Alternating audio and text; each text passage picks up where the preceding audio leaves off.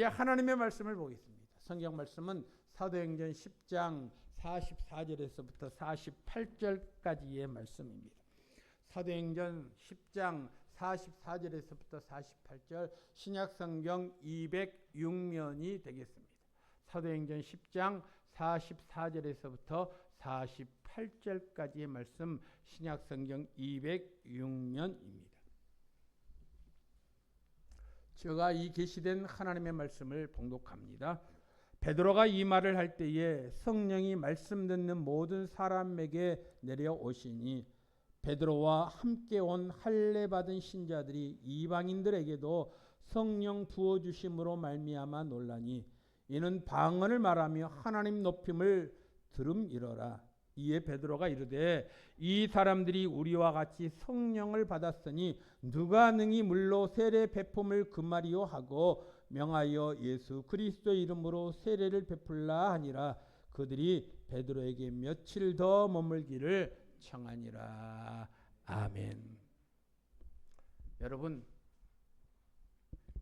예수님께서 부활하신 후 50일째 되던 날이 바로 성령 강림절입니다. 그래서 부활 후 50일째 되는 오늘이 바로 성령 강림주일입니다.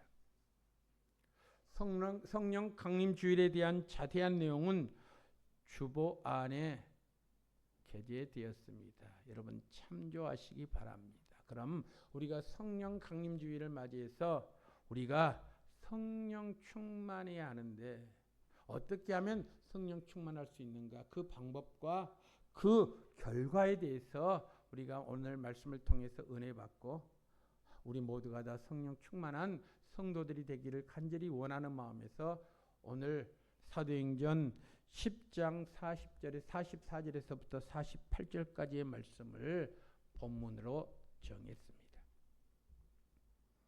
여러분, 하나님이 사람을 창조하실 때 흙으로 육신을 창조하셨고 그 코에 생기를 불어넣으시니 살아있는 영을 가진 사람이 되었다. 그렇게 말씀하고 있습니다. 그래서 사람은 흙과 영혼으로 구성되어 있지요. 살아있는 사람은 흙의 요소와 영의 요소가 함께 공존합니다.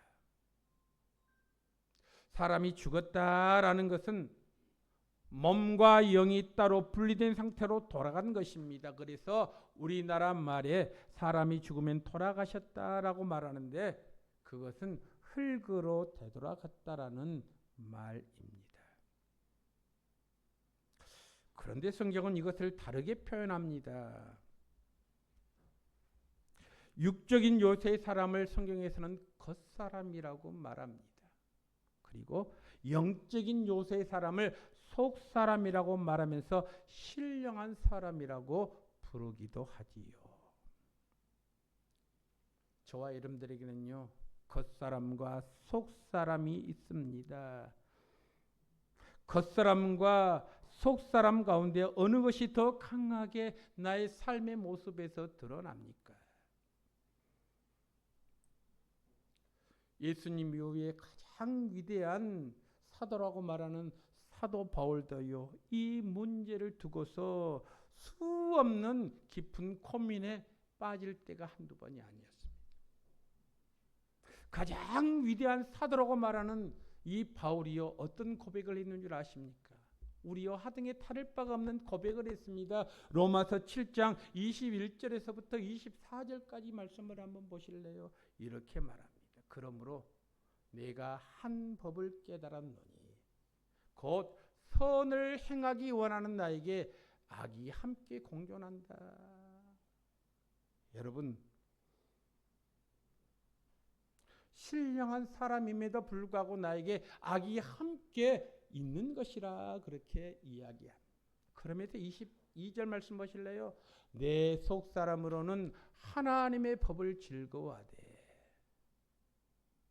내 속사람으로는 하나님의 법을 즐거워합니다. 그런데 23절 말씀 보십시오. 내 지체 속에서 한 다른 법이 내 마음의 법과 싸워 내 지체 속에 있는 죄의 법으로 나를 사로잡는 것을 내가 본다. 그러니까 속 사람으로는 하나님의 법을 즐거워하지만 그 겉사람으로는요 그렇지 못하도록 늘 방해한다라는 것입니다.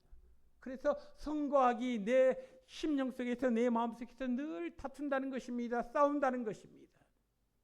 얼마나 선거하기 마음속에서 싸웠든지 간에 사도 바울이 24절에 이렇게 고백하지요. 오라 나는 공고한 사람이로다. 이 사망의 몸에서 누가 나를 건져내랴. 여러분 공고하다라고 바울이 말하고 있습니다. 하나님의 사람인 바울도 공고한 사람이로다 그렇게 탄식하고 있는데 하물며 우리들이야 오죽하겠습니까? 결론적으로 말하면 선과 악 이 두 가지가 치열하게 싸우는데 대체로 육의 사람이 이겨서 속 사람이 진다라는 그런 말 아니겠습니까? 그렇기 때문에 여러분 속 사람이 겉 사람을 지배할 수 있으려면 성령으로 충만해야 합니다. 그때까지 우리의 믿음이 잘 성장해야만 합니다. 그렇다면 육신적인 사람은 어떤 사람입니까?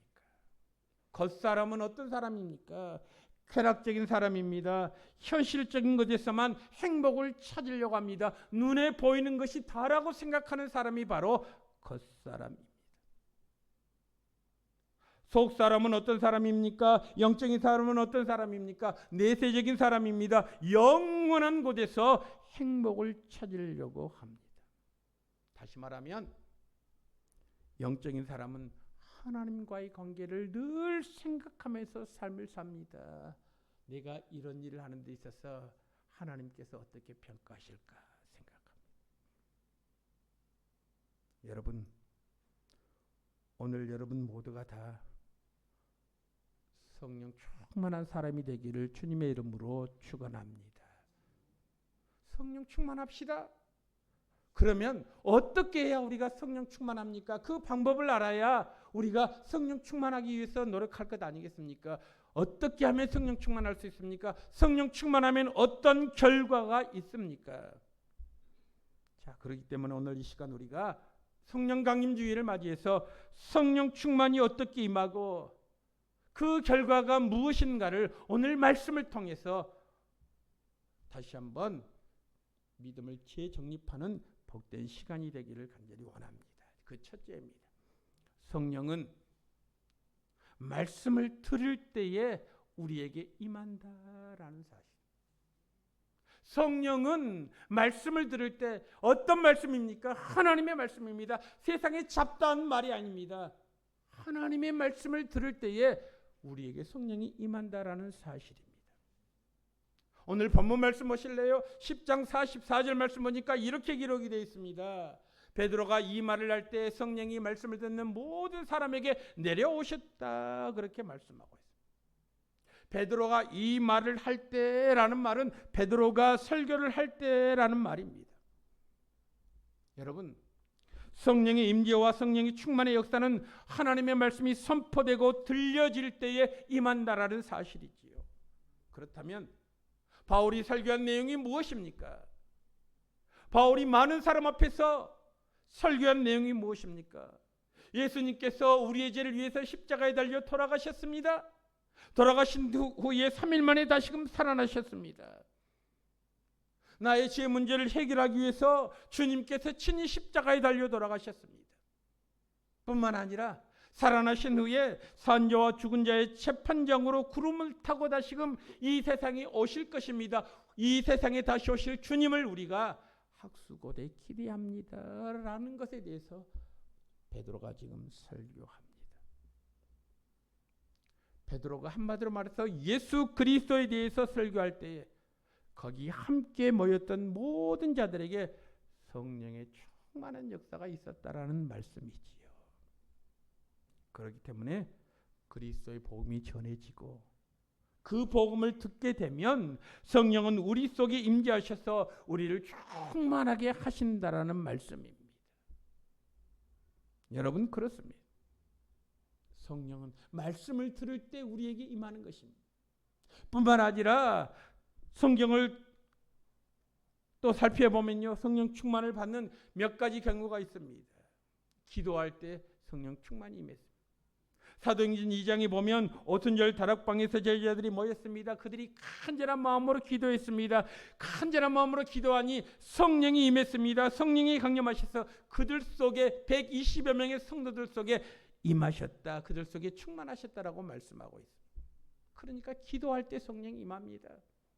두 번째는 고넬료가 말씀을 들을 때에 성령이 임했습니다. 세 번째로는 안수를 받을 때 성령이 임했습니다. 사도행전 19장에 보면 바울이 안수할 때 성령이 충만하게 임했다 그렇게 말씀하고 있습니다. 여러분, 성령이 언제 임한다고요? 기도할 때 임합니다. 말씀을 들을 때 임합니다. 안수할 때 성령이 임합니다. 그런데 여러분, 오늘 본문 말씀을 좀 더 자세히 보십시오. 베드로가 설교합니다. 설교할 때 모인 사람들이 누굽니까? 누가 모였습니까? 오늘 44절 말씀을 다시 한번 보십시오. 베드로가 이 말을 할 때 성령이 말씀을 듣는 모든 사람에게 내려오셨다라고 말씀합니다. 여러분, 베드로가 설교할 때 유대인들만 모인 자리가 아닙니다. 모든 자라고 있습니다. 모든 자라고 하는 말은 유대인 더하기 이방인까지 함께 모였다라고 하는 사실입니다. 모든 사람들에게 내려오시니 여러분, 성령의 역사가 모든 사람들에게 강하게 나타났습니다. 성령의 말씀을 듣는 모든 사람들이 임했다라는 말씀입니다. 여기에 대해서 유대인들은 큰 충격을 받았습니다. 왜요? 구원은 오직 유대인에게만이라고 하는 절대적인 신념이 무너지는 순간이기 때문에 그렇습니다. 베드로와 함께 고넬료 집에 찾아온 유대인들이 이방인들도 성령의 역사 체험하는 것을 보고 그들은 깜짝 놀랐습니다. 여러분, 오늘 45절 말씀 보십시오. 이렇게 말합니다. 베드로와 함께 온 할례 받은 신자들이 누굽니까? 바로 유대인들 아닙니까? 유대인들은 태어나면 의무적으로 8일 만에 할례를 받았습니다. 그래서 할례를 받지 않는 사람들을 무시했습니다. 함부로 대했습니다. 하나님께 버림받은 자라고 생각했습니다. 그런데 여러분, 45절 말씀 보십시오. 베드로와 함께 온 유대인들이 이방인들에게도 성령 부어주심으로 말미암아 놀랐다라고 그렇게 말씀하고 있습니다. 여러분, 성령은 하나님의 말씀을 믿음으로 들을 때에 충만하게 임합니다. 성령은 고넬료처럼 하나님의 말씀을 사모할 때 충만하게 임합니다. 성령이 충만하게 임할 때에 고넬료의 마음가짐을 한번 보실래요? 그가 어떤 마음가짐으로 하나님의 말씀을 들었는가 한번 보실래요? 사도행전 10장 33절 말씀 보십시오. 고넬료가 베드로에게 한 말입니다. 뭐라고 말하는 거 우리 다 같이 한번 읽겠습니다. 시작. 내가 곧 당신에게 사람을 보내었는데 오셨으니 잘하였나이다. 이제 우리는 주께서 당신에게 명하신 모든 것을 듣고자 하여 다 하나님 앞에 있나이다. 여러분, 고넬료가 베드로에게 한 말입니다. 사도행전 10장 33절 말씀.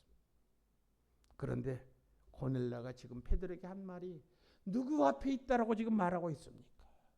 내가 당신 앞에 있습니다. 베드로 앞에 있습니다라고 말하지 않습니다. 주께서 당신에게 명하신 모든 것을 듣고자 하여 모든 사람들이 다 하나님 앞에 있습니다라고 고백하고 있습니다. 여러분, 지금 고넬료가 누구 앞에 있습니까? 베드로 앞에 있습니다. 베드로 앞에 있는데 고넬료는 지금 무엇이라고 말합니까? 눈앞에 보이는 베드로를 바라보는 것이 아니라 베드로 안에 임재하셔서 말씀을 선포하시는 주님을 바라본 것입니다. 그래서 고넬료가 지금 내가 하나님 앞에 있나이다라고 지금 고백하고 있는 것입니다. 여러분, 이것이 저와 여러분들의 마음가짐이 되어야 되지 않겠습니까? 그런 자세로 하나님의 말씀을 들으니 모든 사람에게 성령이 임재한 것 아니겠습니까? 내가 지금 사람 앞에 있습니다라고 고백한 것이 아니라 하나님 앞에 있습니다. 하나님의 사랑하시는 성도 여러분, 그런 마음가짐으로 있으니요, 한번 잘 보십시오. 말씀을 듣는 모든 사람에게, 여러분 말씀을 듣는 모든 사람에게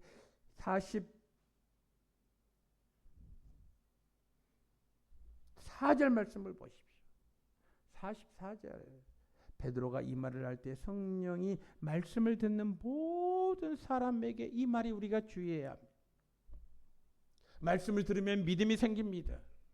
그 믿음은 우리에게 성령의 임재를 체험하도록 역사합니다. 성령 충만을 체험하도록 합니다.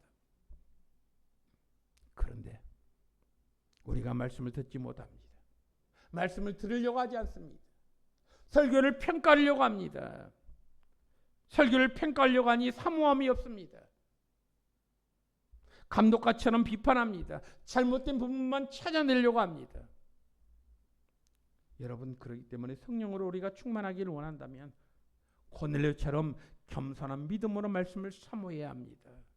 말씀을 믿음으로 아멘하는 성도가 되어야 합니다. 믿습니까? 우리가 고넬료처럼 하나님 앞에 서 있는 마음을 가지고 예배를 드려야 합니다. 김동훈 목사의 설교가 아니라 하나님의 말씀으로 들어야 합니다. 그들은 베드로의 설교를 들은 후에 오늘 45절 말씀을 다시 한번 보십시오. 성령의 부어주심으로 말미암아 놀랐다라고 했습니다. 성령의 부어주심을 체험했습니다. 성령의 부어주심을 성령 충만이라고 표현하는 것입니다.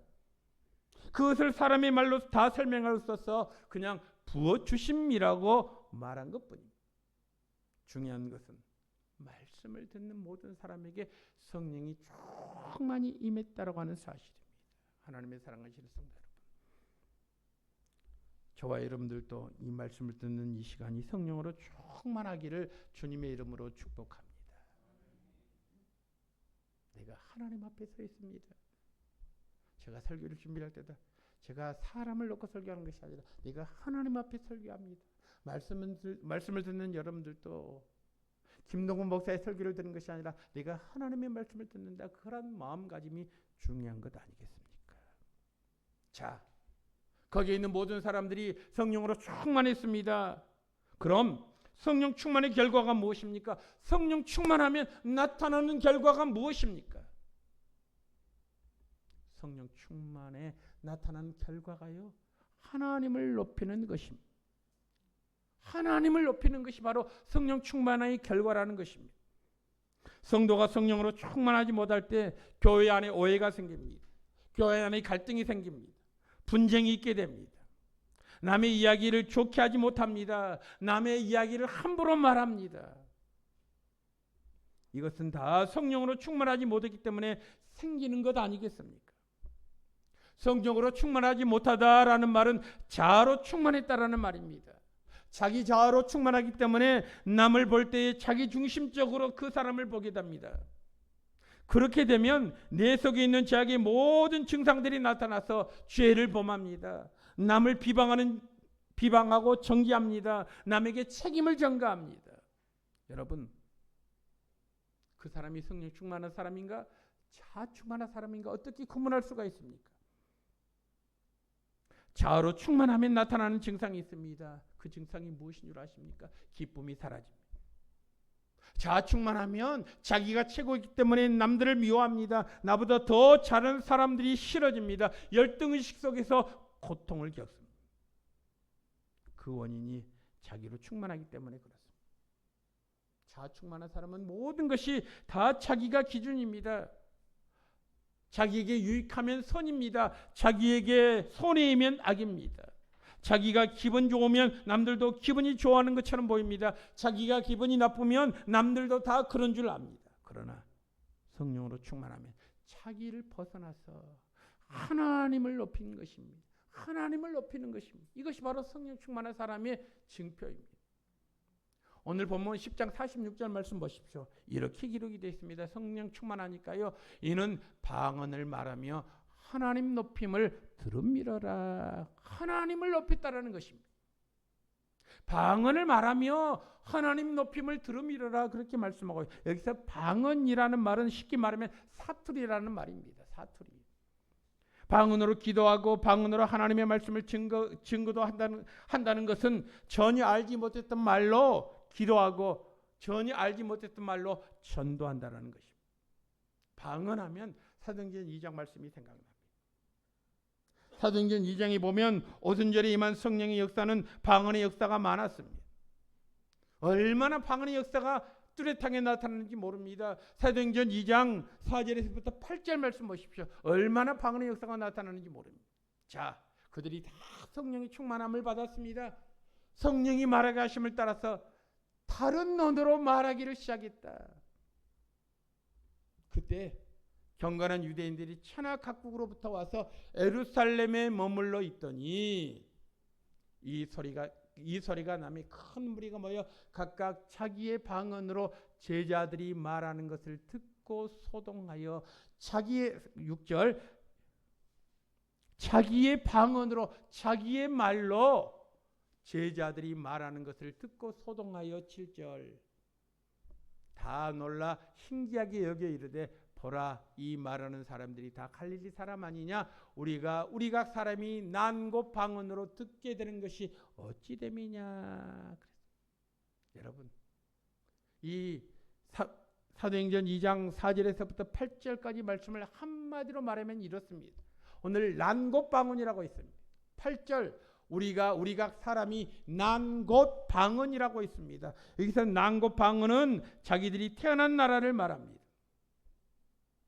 당시 예루살렘에 와 있던 수많은 사람들이 있었습니다. 그 사람들은요 각기 다른 15개국 이상에서 온 사람들이었습니다. 그러니까 예루살렘에 모인 사람들은 동족이 모인 것이 아닙니다. 15개 이상의 나라에서 모인 사람들이 있었습니다. 그런데 사도들이 설교합니다. 사도들이 설교할 때에 자기들이 태어난 곳의 말로 그 설교를 들었다라는 것입니다. 그러니까 동시통역을 했다라는 것이죠. 쉽게 말하면 각기 다른 15개국 나라의 사람들이 베드로가 설교할 때에 듣는 사람들은 동시통역으로 각기 자기 나라의 말을 들었다라는 것입니다. 이것이 바로 성령의 역사 아닙니까?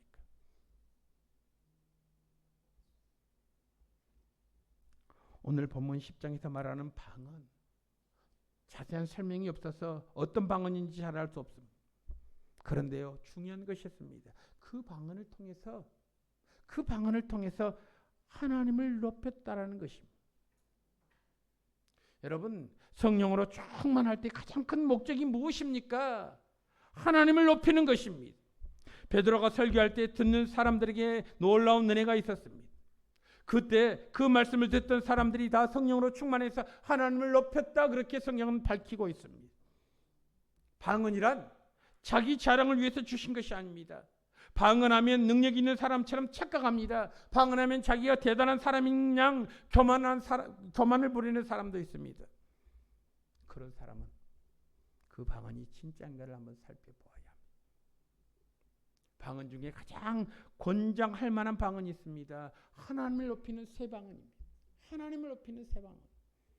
여러분 하나님을 높이는 새 방언이 무엇인 줄 아십니까? 마가복음 16장 17절 말씀 보니까 이렇게 기록이 되어 있습니다. 믿는 사람들에게는 이런 표적이 따르리니 곧 그들이 내 이름으로 귀신을 쫓아내며 새 방언을 말한다. 여러분 여기서 새 방언은 무엇입니까? 새 방언, 옛 방언이 있고 새 방언이 있다는 것입니까? 여러분 여기서 말하는 새 방언은 복음을 모르는 이들에게 복음을 증거하는 일을 하는 것을 말하는 것입니다. 새 방언을 좀 더 쉽게 말하면 여러분들이 전에 마음에는 있었는데 입으로 표현하지 못했던 입으로 말하지 못했던 복음을 담대하게 전하는 것이 바로 새 방언입니다. 우리 주변에 이런 사람들이 많이 있지 않습니까? 평소에는 말수가 적어서 그 사람이 있는지 없는지조차 구분할 수 없을 정도로 정말 잠잠히 있는 사람이 있어요. 그런데 술만 먹으면 말이 많아지는 사람이 있어요. 평상시에는 조용합니다. 그런데 술만 들어가면 그 사람이요 하룻밤 날밤을 새워도 계속 이야기합니다. 왜 그렇게 말이 많습니까? 왜요? 술 기운에 술의 힘을 빌려서 말하기 때문에 그렇습니다. 술이 들어가니 술이 충만해서 말들을 많이 하는 것입니다. 마찬가지입니다. 평소에는 말을 잘 못했습니다. 그러나 성령으로 충만하면서 말을 하게 되는 것이 바로 방언입니다. 그렇기 때문에 여러분, 새 방언은 하나님을 찬양하는 것입니다. 새 방언하는 사람들은 형제들을 더 사랑하는 것입니다. 감사함으로 하나님을 높이는 것입니다. 성령으로 충만하게 되면 성령의 인사가 많이 나타납니다. 성령으로 충만하게 될 때 하나님을 높이는 말과 높이는 행동을 하게 됩니다. 내가 성령 충만해 떠들어야 되는 사람이 있습니다. 여러분, 누가 성령 충만한지 그렇지 못한지 알 수 있는 방법이 딱 한 가지 방법이 있습니다. 그 사람이 말하는 것이 하나님을 높이는 것인가? 그 사람의 삶이 하나님을 높이는 삶인가? 그것을 보면 그가 성령 충만한 사람인가 아닌가를 우리가 알 수 있습니다. 그가 하는 말로나 행동으로 하나님을 높이면 그는 성령 충만한 사람입니다. 반대로 자기를 말하고 자기만 알아달라고 말하고 남을 비방하고 정죄하면 그 사람은요, 자아로 충만한 사람입니다. 아무리 자기가 성령으로 충만하다고 말을 해도 자기를 높이고 나만 알아달라고 말하고 다른 사람을 비방하고 다른 사람의 잘못을 낱낱이 까발린 사람은 자아 충만한 사람입니다. 여러분, 그렇습니다. 자, 그렇다면 우리가 내 자신을 돌아볼 수 있지 않습니까? 네가 과연 성령 충만한 사람인가? 자아 충만한 사람인가? 여러분은 어떻습니까? 여러분의 삶의 모습을 통해서 하나님을 존귀히 여깁니까? 내가 영화롭게 되는 것입니까? 성령 충만한 사람은 하나님을 높인다는 사실을 여러분 기억하시기 바랍니다. 마지막 세 번째입니다. 성령 충만하면 우리의 눈을요, 다른 데로 돌립니다. 세계로 눈을 돌립니다. 하나님의 영광스러운 모습을 우리가 바라보게 된다라는 사실이지요. 오늘 말씀 보실래요? 사도행전 10장 47절 48절 말씀 보십시오. 이렇게 기록이 되어 있습니다. 이에 베드로가 이르되 이 사람들이 우리와 같이 성령을 받았으니 누가 능히 물로 세례 베품을 금하리요 하고 48절 명하여 예수 그리스도의 이름으로 세례를 베풀라 하니라. 그들이 베드로에게 더 며칠 더 머물기를 청했다. 그렇게 기록이 되어 있습니다. 여러분, 고린도 집에 함께 있었던 자들이 다 성령으로 충만했습니다. 성령 충만한 사람들이 또 물세례를 받았습니다. 물세례를 받고 교회 구성원들이 되었습니다. 여러분들도 세례를 받으셨죠? 세례를 받으셨다고 하는 것은 예수가 구주임을 고백한 사람입니다. 세례를 받은 사람은 성령을 받았다는 증거입니다. 그러면 우리가 구원받은 것에 만족만 해서 되는 것이 아닙니다. 내가 세례를 받았으면, 성령이 내게 임했으면 내가 구원받은 것으로 끝나는 것이 아닙니다. 우리는요, 우리의 눈길을 다른 곳에 두어야 합니다. 다른 민족, 다른 사람을 구원해내야 합니다. 하나님께서 고넬료를 구원하기 위해서 어떻게 하셨습니까? 여러분, 고넬료 한 사람을 구원하기 위해서 하나님께서 어떻게 베드로를 동원하시는가 한번 보실래요? 예루살렘에 있던 베드로를 하나님께서 룻다로 부르셨습니다. 9장 32절 룻다로 갔습니다. 룻다에서 욥바로 갔습니다. 9장 36절 말씀 보십시오. 욥바에서 가이사라로 하나님께서 베드로를 부르셨습니다. 그러니까 예루살렘에 있던 베드로가 룻다에서 욥바에서 가이사라로 갔습니다. 드디어 가이사라에 있는 로마 장교인 고넬료에게 성령의 세례와 물 세례를 받게 하셨습니다. 그 역사가 엄청납니다. 우리는 그저 스쳐 지나간 일로 생각합니다. 그러나 하나님께서 고넬료를 통해서 어떤 역사를 이룰 것인가 우리가 기대해 볼 만하지 않습니까? 여러분, 그렇다면 그 다음이 누굽니까? 우리가 사도행전 28장으로 되어 있습니다. 사도행전 8장에 보면 에디오피아 네시가 구원을 받습니다. 9장에 보면 핍박자 사울이 예수를 믿습니다. 10장에 보면 고넬료가 구원을 받았습니다. 그런데 예수님이 왜 베드로를 통해서 고넬료를 구원하셨을까요? 왜 하필 베드로를 통해서 고넬료를 구원하셨을까요? 가이사라 여러분, 가이사라는요 이방 땅으로 향하는 항구도시입니다. 바울이 가이사랴를 통해서 소아시아 전도 여행을 떠나게 됩니다. 어디 그뿐입니까? 사도 바울이 가이사랴 항구를 출발해서 로마로 떠나게 되죠. 로마로 갑니다. 사도행전은 28장으로 되어 있습니다. 28장 30절 31절이 마지막 절입니다. 28장 30절 31절에 보면 이렇게 기록이 되어 있습니다. 여러분, 아주 놀라운 장면을 한번 보십시오. 이렇게 기록. 바울이 온 이태를 자기 셋집에 머물면서 자기에게 오는 사람을 다 영접하고 하나님 나라를 전파하며 주 예수 그리스도에 관한 모든 것을 탐대하게 거침없이 가르쳤다. 여러분, 이 말씀만 딱 떼어서 놓으면요 참으로 은혜스럽습니다. 그런데 여러분, 우리가 이 말씀을 이해하기 전에 사도행전 27장 28장 내용을 우리가 알아야 합니다. 바울이 복음을 전합니다. 복음을 전하다가 제수로 붙잡힙니다. 그래서 나는 로마 시민권을 가지고 있다 그러니까요, 바울을 압송해서 로마로 끌고 갑니다. 바울이 사형에 해당되는 죄인과 재판받기 위해서 로마로 압송되어 갑니다. 27장 28장이 로마로 압송되어 가는 그 과정을 지금 설명하고 있습니다. 그런데 여러분, 오늘 이 30절 말씀 보십시오. 참으로 기묘합니다. 중재인 취급을 받던 사도 바울이 어떻게 감옥이 아닌 자기 셋집에서 2년 동안 머물면서 복음을 전하게 되었을까요? 참 이상하지 않습니까? 죄인의 신분이었는데 어떻게 해서 바울이 2년 동안 로마에서 있으면서 자기 셋집에 머물면서 자기에게 오는 사람들을 다 복음을 전했을까요?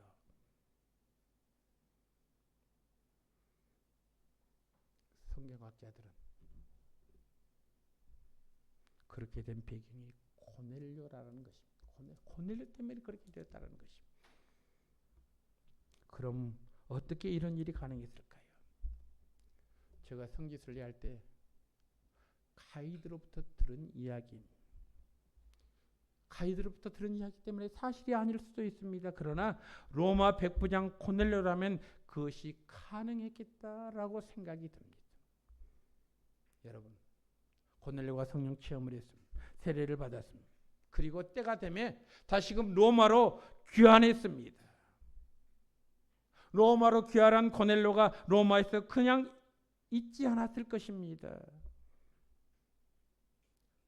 성령 충만한 고넬료가요,